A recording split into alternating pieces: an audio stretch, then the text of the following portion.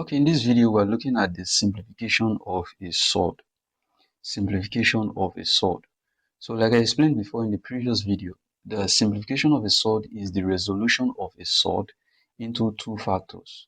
One of which is a perfect square and the other an imperfect square.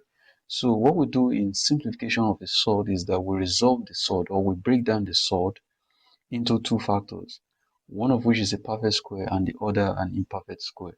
So we have an example here. Simplify square root of 50. So the square root of 50 is an example of a surd. Like I said before in the previous video, that a surd is an irrational number which does not have an exact root.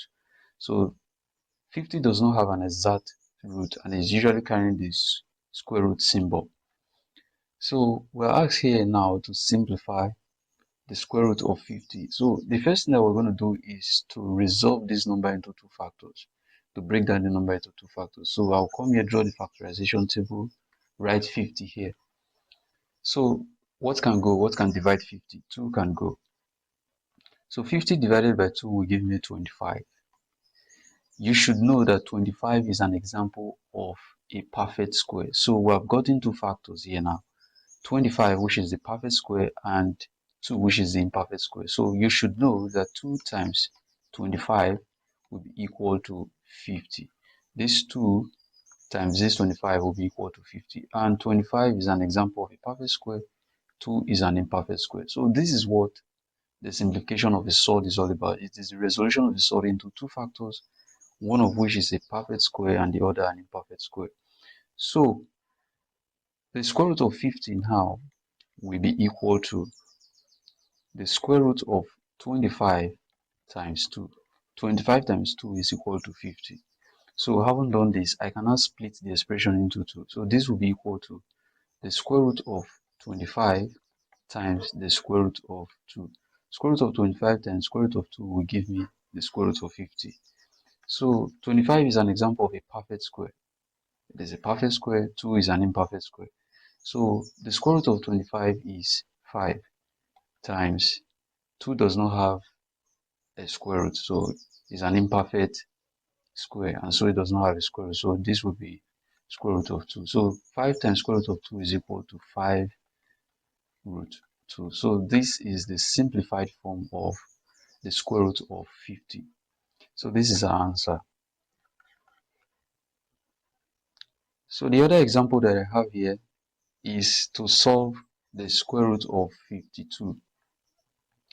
Solve square root of 52. So what we did here is what we're still going to repeat here. We're going to simplify this number. So in simplifying this number, the first thing that we do is to start factorizing the number. So what can divide 52? So 2 can divide 52. It's the smallest number that can divide it. So 52 divided by 2 will give us 26. Is 26 a perfect square? No, so we'll keep on dividing. 2 can go. 26 divided by 2 will give me 13. Is 13 a perfect square? No, 13 is an example of a prime number.